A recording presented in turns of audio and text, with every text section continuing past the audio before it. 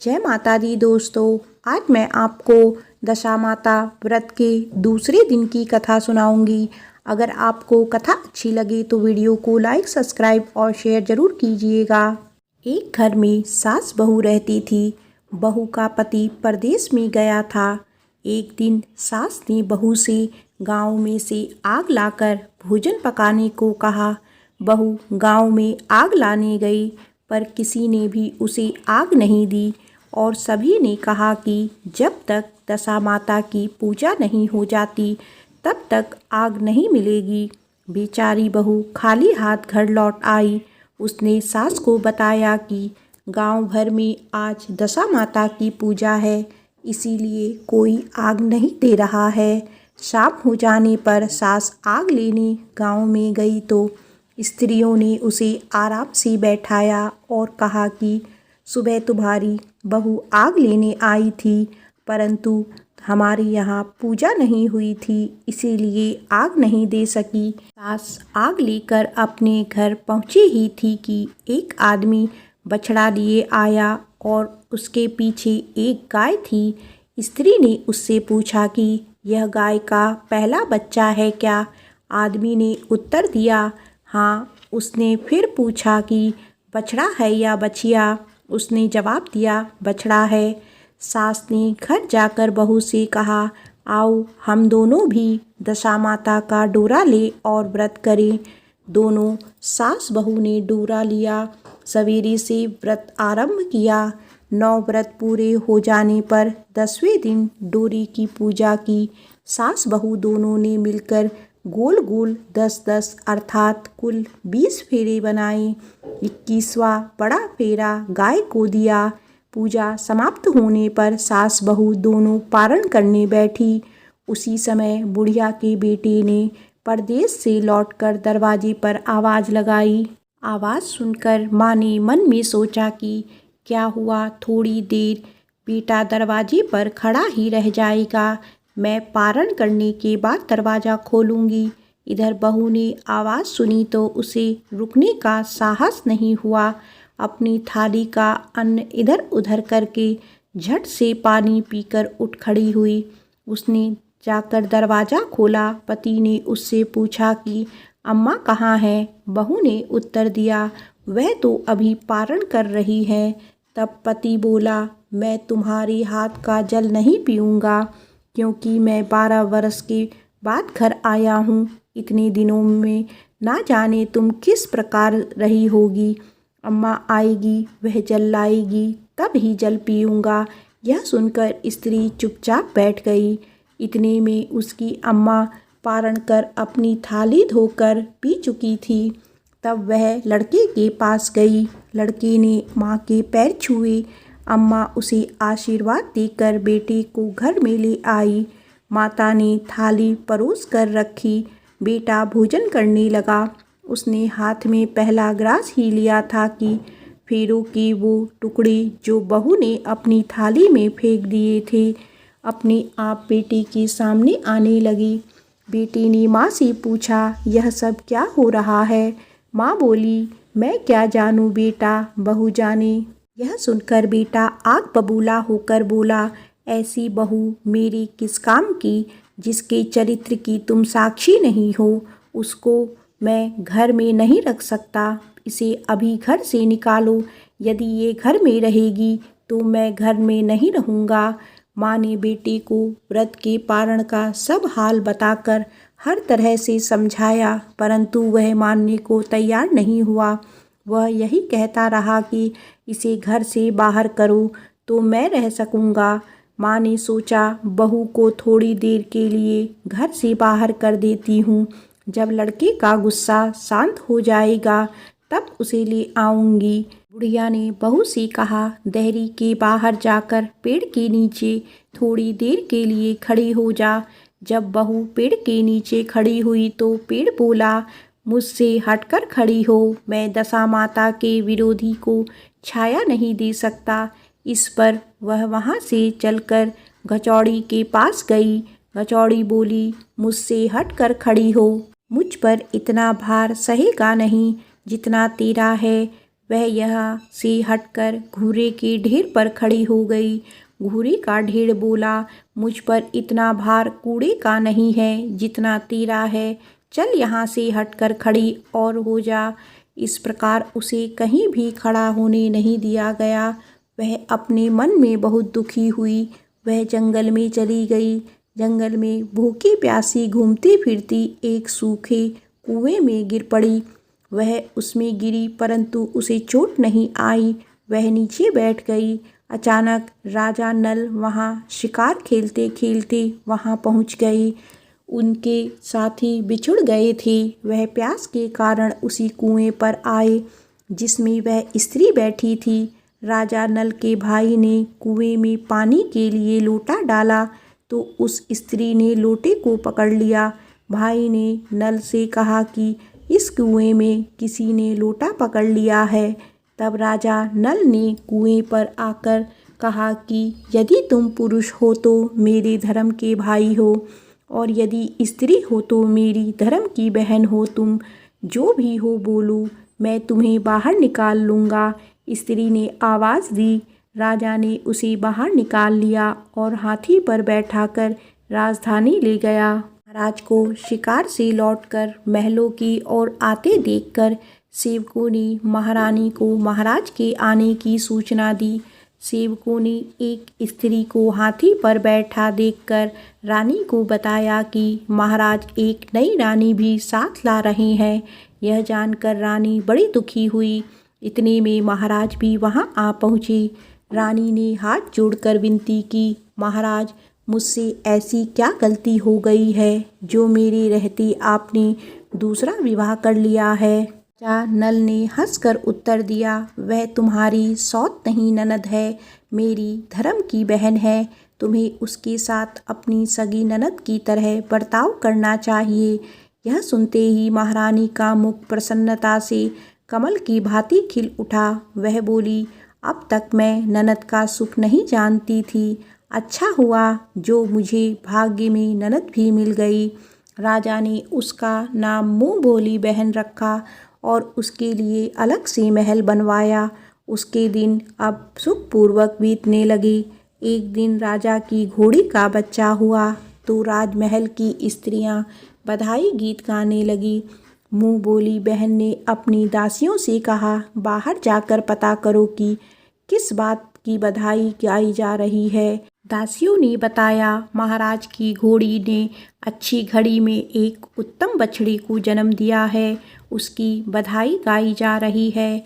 मुँह बोली बहन ने पूछा, क्या घोड़ी ने पहली बार जन्म दिया है? दासियों ने उत्तर दिया, हाँ। तब मुँह बोली बहन ने महारानी के पास जाकर कहा, आओ भाभी रानी, हम तुम दोनों दशा माता का डोरा लें। रानी ने पूछा, डोरा क्या चीज़ है, मुझे समझाओ। वह बोली, दशा माता के व्रत का यह नियम है कि पहले पहल जब गाय या घोड़ी या स्त्री के प्रसव की खबर सुने तब डोरा लेकर व्रत आरंभ करते हैं। 9 व्रत करने के बाद 10वें दिन डोरे का पूजन करके विसर्जित करते हैं। इसी के साथ उसने पारण का नियम भी बताया।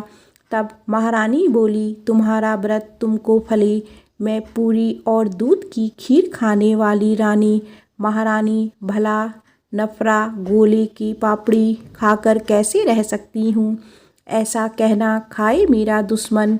वह बोली, भाभी मुझे जो चाहे कह लो, परंतु व्रत के संबंध में कुछ मत कहो। मैं इसी व्रत के उल्लंघन के कारण मारी मारी फिरती आपके देश में आ गई हूँ। महारानी ने उदासीनता के साथ कहा, मुझे क्या पड़ी है, तुम्हें जो अच्छा लगे वह करो, मैं मना तो नहीं कर रही हूँ। बोली बहन ने श्रद्धापूर्वक डोरा लिया। 9 दिन तक व्रत किए। 10वें दिन विधिवत पूजन किया। गोला फरा बनाई और संध्या को पारण करने बैठी। उसी समय उसके पति को अचानक कुछ प्रेरणा सी हुई और वह अपनी माता से आज्ञा लेकर अपनी पत्नी को ढूंढने चल दिया। घूमता फिरता वह राजा नल की राजधानी के पास पहुंच गया और अपनी पत्नी का पता लगाने लगा। उसके एक कुएं पर कुछ औरतें को बातें करते देखा। एक कह रही थी, राजा की मुँह बोली बहन बहुत ही सुंदर स्त्री है, आजकल उसी का किया हुआ सब कुछ होता है। दूसरी स्त्री बोली, वह सुंदर होने के साथ साथ धर्मात्मा भी है। जब से आई है तभी से उसने सदा व्रत खोले रखा है। उसके दरवाजे से कोई भी व्यक्ति खाली हाथ नहीं लौटता। तीसरी स्त्री बोली, वह जैसी धर्मात्मा है वैसी सदाचारणी भी है। चौथी स्त्री बोली, वह सदाचारणी और सर्वप्रिय भी है, सारी प्रजा उससे खुश है। पांचवी स्त्री बोली, यह सब तो सही है, परंतु अब तक यह पता नहीं चला कि वह कौन है और कहाँ की रहने वाली है। औरतों की बात सुनकर वह साधु के वेश में राजा नल की मुँह बोली बहन के महल के द्वार पर जा पहुँचा। वहाँ उसने भिक्षा के लिए आवाज़ लगाई तो द्वारपाल उसे भिक्षा देने लगा। उसने द्वारपाल के हाथों से भिक्षा लेने से मना कर दिया और बोला, भिक्षा देने वाली स्वामिनी के हाथ से ही भिक्षा ग्रहण करूँगा, नहीं तो अपने रास्ते चला जाऊँगा। तब द्वारपाल ने उससे कहा, इस समय वह दशा माता का व्रत करने के पारण कर रही है। पारण समाप्त होने के बाद ही वह तुमको भिक्षा दे सकती हैं, तब तक तुम इंतजार करो। वह चुपचाप बैठकर इंतजार करने लगा। पारण कर लेने के बाद वह मुट्ठी भर मोती लेकर आई, परंतु सामने अपने पति पल्ला फैलाए देखकर वह मुस्कुराती हुई लौट गई। दोनों ने एक दूसरे को पहचान लिया। रानी ने मुँह बोली ननद को मुस्कुराते देखकर कहा, जब से तुम आई हो आज तक मैंने मुस्कुराती नहीं देखा। आज इस साधु को देखकर हंसने का क्या कारण है? मुँह बोली बहन ने उत्तर दिया कि वह साधु हमारे घर का है। रानी ने पूछा, तब वह ऐसे क्यों आया है? उसने कहा, वह अभी मेरा पता लगाने आया है।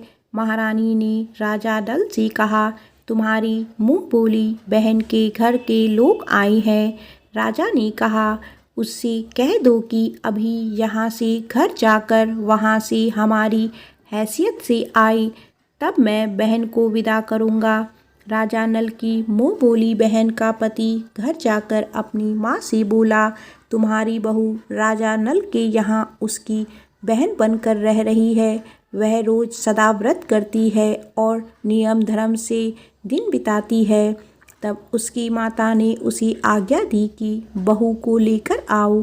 वह डोली, पीनस, बाजे गाजे, कहार आदि के साथ यथाचित सज धज कर राजा नल की राजधानी को चल दिया। राजा ने उसका यथोचित आदर सत्कार किया और कुछ दिन मेहमानी में रखकर विधिपूर्वक बहन की विदाई की।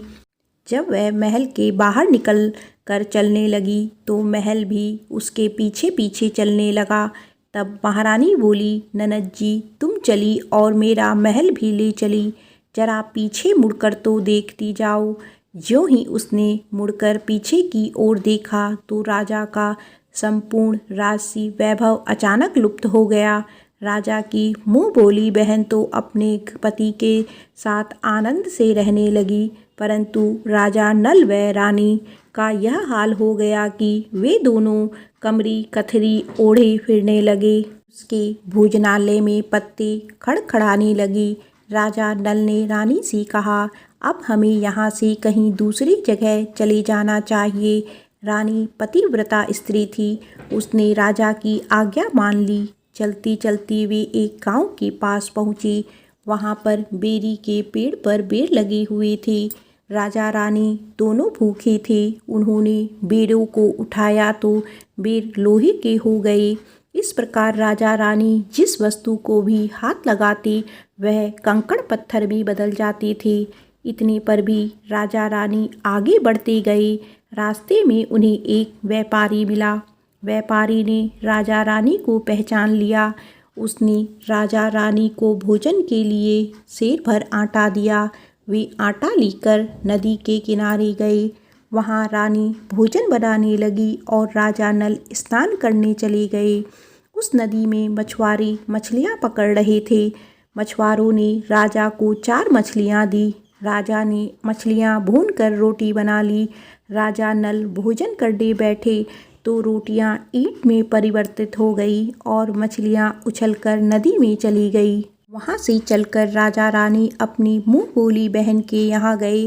बहन को जब पता चला कि भाई भाभी आए हैं तो उसने सेवकों से पूछा कैसे आए हैं। सेवकों ने कहा कि भिखारियों के हाल में आए हैं।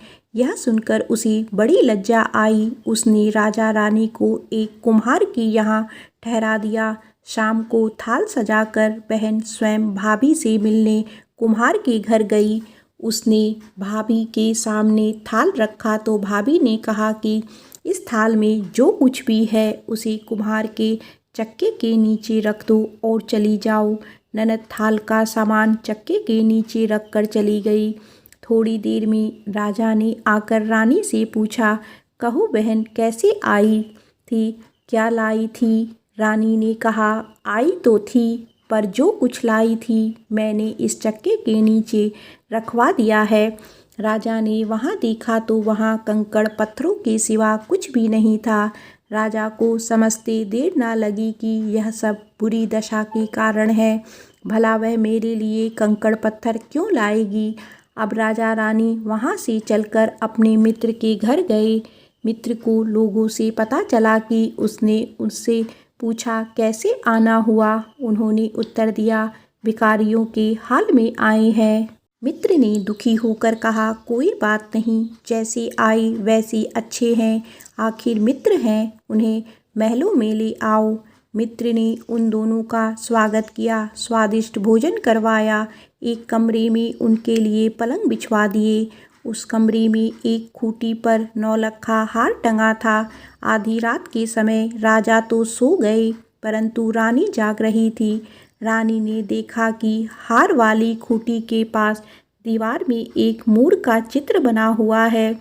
मोर धीरे धीरे हार निगल रहा है। रानी ने राजा को जगाकर वह दृश्य दिखाया। राजा ने सोचा यहाँ से चुपचाप भाग चलना चाहिए, नहीं तो सवेरे चोरी का कलंक लगेगा, तब मित्र को क्या मुख दिखाऊंगा। बेचारे राजा और रानी उठकर जंगल की तरफ चले गए। दोनों चलते चलते एक दूसरे राजा की राजधानी पहुंच गए। वहां अतिथि और भिक्षुओं को सदा व्रत दिया जाता था। वे दोनों भी सदा व्रत लेने गए परंतु उस समय सदा व्रत बंद हो चुका था। वहां के अधिकारियों ने कहा, यह लोग ना जाने कहां से अभागे आए हैं कि इन्हें देने के लिए कुछ भी नहीं बचा, फिर भी इन्हें एक एक मुट्ठी चने दे दो। उन्होंने इस प्रकार से अनादर और कड़वी बातों सहित दान लेना अस्वीकार कर दिया। वे दाना अध्यक्ष की निंदा करते हुए बोले कि ऐसी कंजूसी है तो सदा व्रत देने का नाम ही क्यों करा करते हैं। दाना अध्यक्ष बोला, यह तो बड़ा घमंडी भिक्षुक है, भीख मांगता है और गाली भी देता है, इनको हवालात में डाल दो। इस प्रकार दोनों को एक कोठरी में बंद कर दिया गया। एक एक मुट्ठी चने दोनों को खाने के लिए मिलने लगे। जिस कोठरी में राजा रानी बंद किया गया था उसी के पास आम रास्ता था। एक जमादार ने राजा की घुड़साल साफ कर उसी रास्ते से निकला करती थी। एक दिन वह बहुत देर से निकली।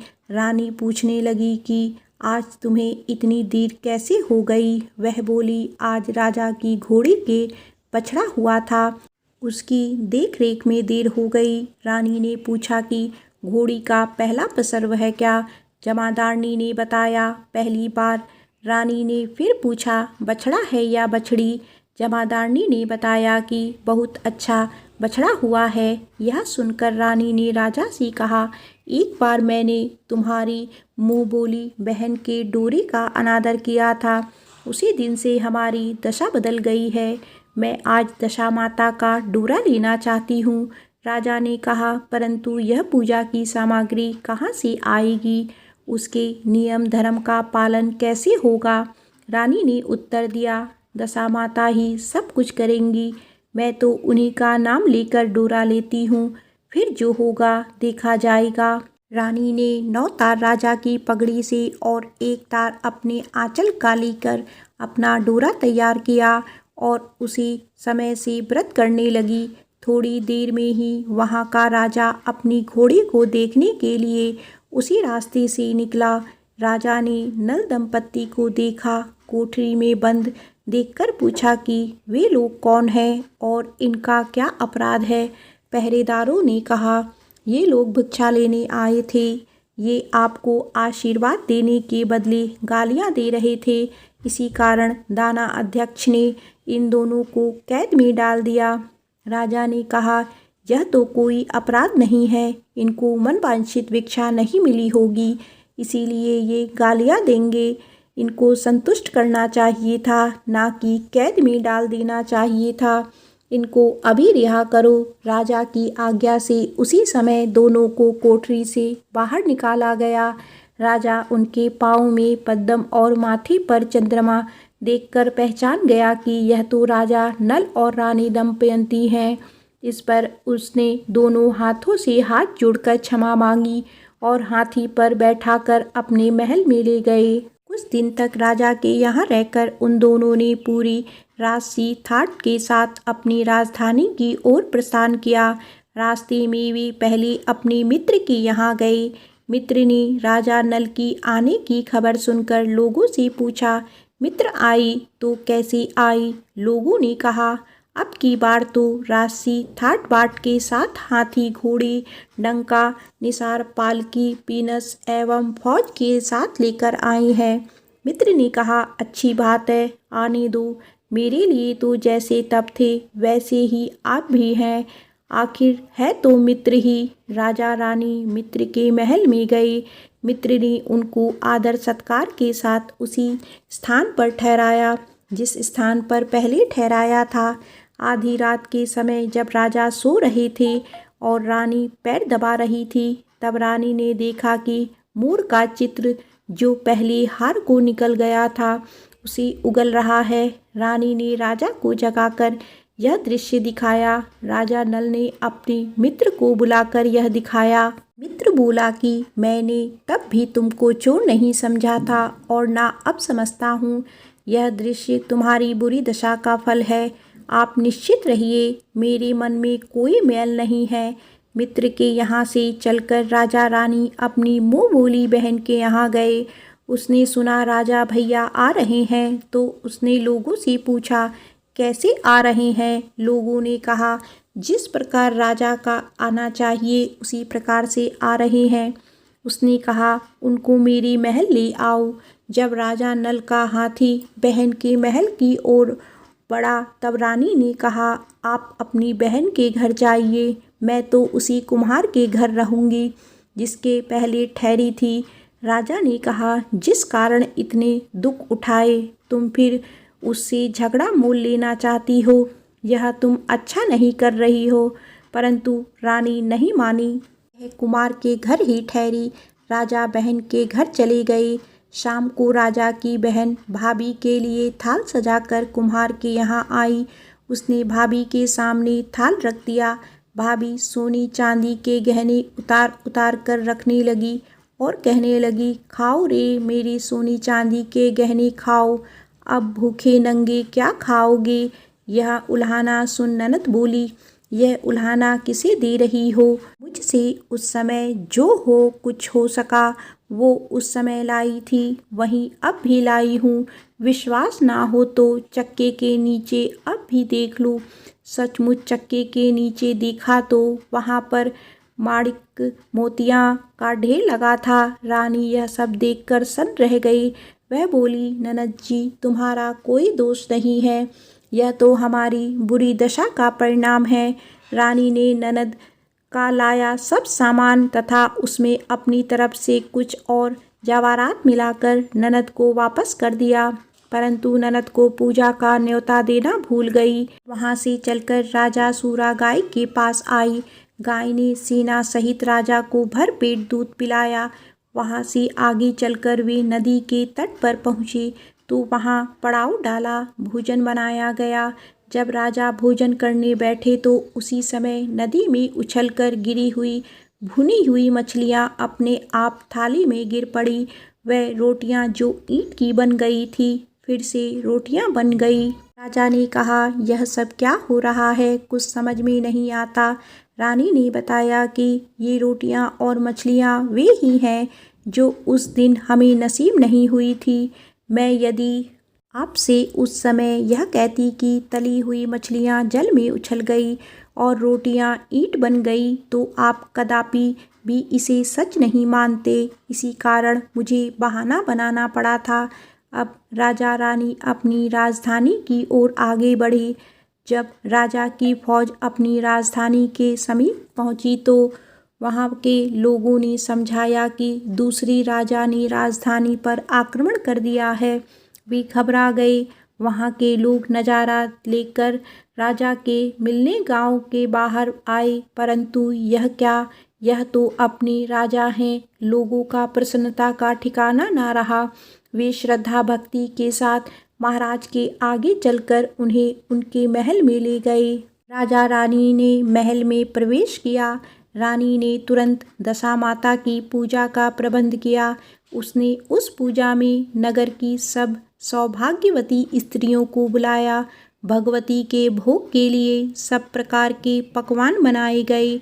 आटे की 10 बत्तियाँ, 10 शक्कर की गुजिया और 10-10 अठैया सुहागिनों के आंचल में दे डाली। सुहागिनों का श्रृंगार करके दशा माता की पूजा आरंभ हुई। कलश स्थापित करके दीप को जलाया गया, परंतु उसकी बत्ती नहीं जली। इस पर पंडितों ने कहा कि कोई न्योता पाने वाला न्योतने को तो नहीं रह गया है, स्मरण किया जाए, उसके आने पर दीपक जल जाएगा।